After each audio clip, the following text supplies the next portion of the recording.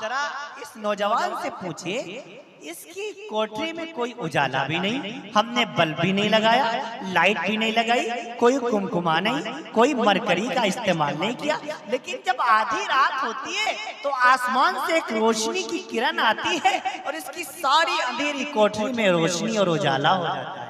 सुभान अल्लाह। आप जरा पूछिए तो सही, ये रोशनी कहां से आती है?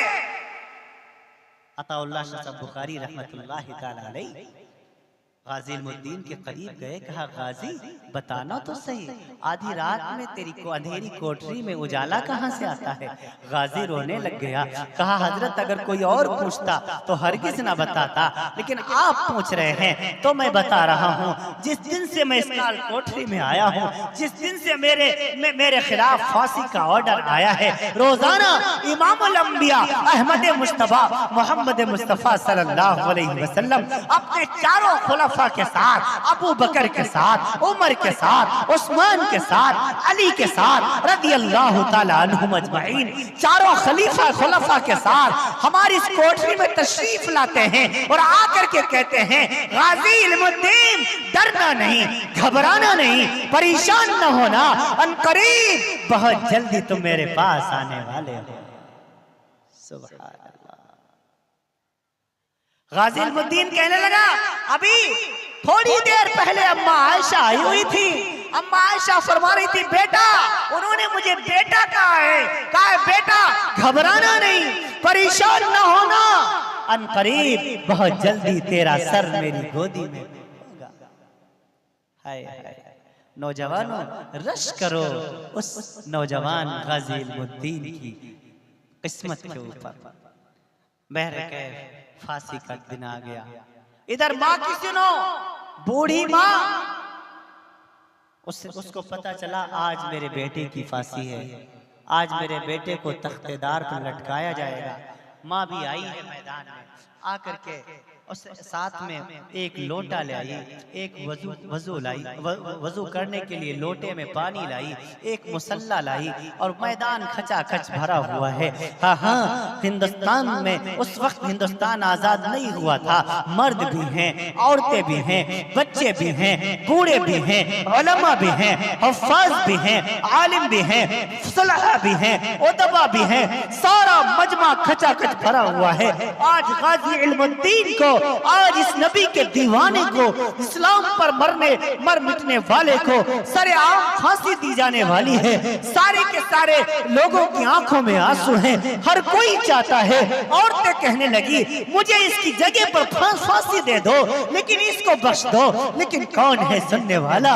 माँ ने मुसल्ला बिछाया, वजू किया, 2 रकात नमाज पढ़ी, दुआ मांगने लगी, ऐ मेरे अल्लाह तूने मेरे बेटे को कबूल कर लिया है, अल्लाह मेरे बेटे को इस्तकामत नसीब फरमा दीजिए, अल्लाह कहीं फांसी के डर की वजह से ये अपने फैसले को तब्दील न कर दे, आए रब्बुल जलाल मेरे बेटे को अपनी राह में कबूल फरमा लीजिए, उसकी शहादत को कबूल फरमा लीजिए। इधर गाजी इल्मुद्दीन को तख्तेदार पर ले आया गया, गाजी से आखिरी ख्वाहिश पूछी गई, बताओ तुम्हारी आखिरी ख्वाहिश क्या है? गाजी इल्मुद्दीन कहने लगा मेरी 2 ख्वाहिशें हैं, पहली ख्वाहिश तो यह है मरने से पहले मेरे हाथों में अल्लाह का कुरान दिया जाए, दूसरी ख्वाहिश ये है हाँ कि कोई जल्लाद फांसी का फंदा मेरे गले में न डाले और मेरे सर को और चेहरे को न ढका जाए, बल्कि मैं अपने हाथों से खुलेआम खुद फांसी का फंदा पहनना चाहता हूँ। पहली ख्वाहिश के मुताबिक अल्लाह का कुरान हाथों में दिया गया। गाजी इल्मुद्दीन ने वजू किया, गुस्ल किया, अल्लाह का कुरान हाथों में लिया, कुरान को देख रहा है, रोता चला जा रहा है, रो करके कह रहा है ऐ रब्बुल जलाल, ऐ मालिक के कायनात, ऐ खालिक के अर्ज़ व समावात, तू जानता है मुझे तेरा कलाम पढ़ना नहीं आता, मुझे तेरा कुरान पढ़ना नहीं आता, मैं तेरे कुरान को पढ़ नहीं सकता, लेकिन गुनहगार आंखों से देख तो सकता हूँ। ऐ रब्बुल जलाल, मैंने उलमा से सुना है तेरे नबी ने फरमाया जो जिस हाल में दुनिया से जाएगा उसी हाल में अल्लाह की अदा हालत में कयामत के मैदान में उठेगा। आए रब्बे तुल जलाल, मैं दुनिया वालों गवाह रहना, मैं अल्लाह के कुरान की जियारत करता हुआ दुनिया से जा रहा हूँ। कयामत वाले दिन इंशाअल्लाह कुरान करीम का दीदार करते हुए अपनी कब्र से उठूंगा। उसके बाद फांसी के फंदे को गौर से देखा, फिर फरमाया, आए लोगों, तुम इसको फांसी का फंदा समझते हो, मौत का फंदा समझते हो, मैं तो इसको जन्नत का रास्ता समझता हूँ, मैं तो इसको महबूब से मिलने का दरवाजा समझता हूँ। उसके बाद ऐलान किया, आए लोगों, गवाह रहना, गाजी इल्मुद्दीन किसी लड़की की खातिर दुनिया से नहीं जा रहा। गाजी ने चोरी नहीं की, गाजी ने डकैती नहीं मारी, गाजी ने किसी के खिलाफ गलत आवाज नहीं उठाई, नबी की खातिर आज दुनिया से जा रहा है। आए लोगों, गवाह रहना, अशहदु अल्ला इलाहा इल्लल्लाह व अशहदु अन्ना मुहम्मदन अब्दुका व रसूलुह। इतना कहने के बाद गाजी इल्मुद्दीन ने अपने हाथों से फांसी के फंदे को अपने गले में डाल लिया और हमेशा के लिए दुनिया से रुखसत हो। अल्लाहु अकबर कबीरा। हाय हाय नौजवानों, ऐसे भी नौजवान दुनिया में हैं, गुजरे हैं। बहुत दिनों की बात नहीं है, अभी चंद साल पहले की बात है। अभी 100 साल भी पूरे नहीं हुए। मैं अर्ज कर दूं आपसे, 100 साल पहले की बात मैं अर्ज कर रहा हूँ। हाँ हाँ, अब उधर माँ की सुनो। अब क्या हुआ, माँ मुसल्ला बिछाए हुए दुआ मांग रही है। गाजी इल्मुद्दीन की लाश के साथ बड़ी बेहुरमती की गई। हाँ हाँ, हिंदुस्तान में उस वक्त का सबसे बड़ा जनाजा गाजी इल्मुद्दीन का था। लाखों लोगों ने जनाजे में शिरकत की। ये रसूल पाक सल्लल्लाहु अलैहि वसल्लम की नामूस पर मर मिटने का एक जज्बा।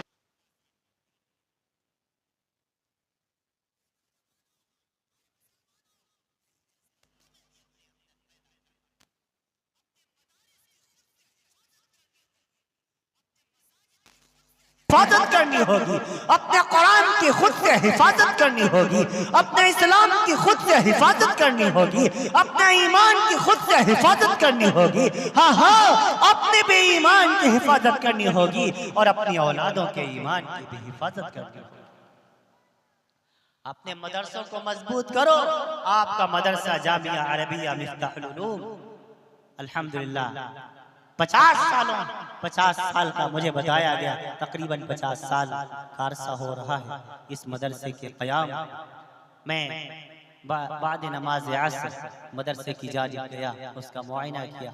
अल्लाह का फजल है, असातिज़ा मुखलिस काम करने वाले लोग हैं। मदरसे को बहुत ज़रूरत है आपकी, हर एतबार से अपने मदरसे को मजबूत बनाइए। आज 8 हाफिज इस मदरसे से निकले हैं। कल इंशाअल्लाह इस मदरसे से 8 में एक 0 लग करके इंशाअल्लाह 80 निकलेंगे इंशाअल्लाह, और फिर आगे 0 लगता रहेगा इंशाअल्लाह। ये आपका मदरसा है, ये आपका इदारा है। आप खुश नसीब हैं कि अल्लाह ताला ने आपको ऐसे खित्ते में पैदा किया है जहां दिन रात, सुबह शाम, रात के सन्नाटे में, दिन के पूरे तौर पर उजाले में, रात की तन्हाई में अल्लाह के कुरान की तिलावत हुआ।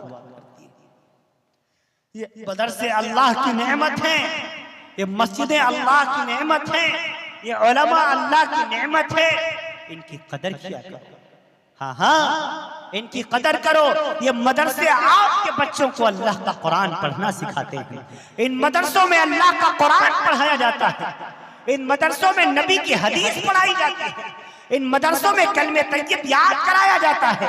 इन मदरसों के जरिए से आपके बच्चे को पता चलता है कि नमाज के फराइज कितने हैं, नमाज में वाजिबात कितने हैं, पानी पीने में कितनी चीजें सुन्नत का दर्जा रखती हैं। हाँ हाँ, इन मदरसों में बताया जाता है खाने की कितनी सुन्नतें हैं, वजू की कितनी सुन्नतें हैं।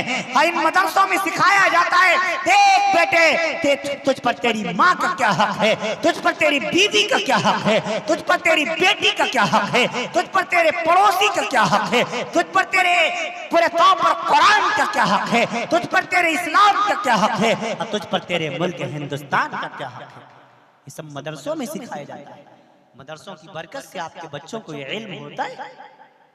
आप मदरसों की खबरगिरी करो, मैं इसीलिए कहा करता हूँ अपनी माओ से, बहनों से, हमारी माँ बहनें बहुत कसीर तादाद में यहाँ मौजूद हैं।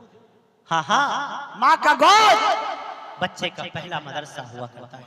बच्चा मदरसे तो बहुत बाद में जाता है, जब होशमंद हो जाता है, जब जानने वाला हो जाता है, लेकिन माँ की तरबियत में, बचपन से, बाप की तरबियत में, बचपन ही से।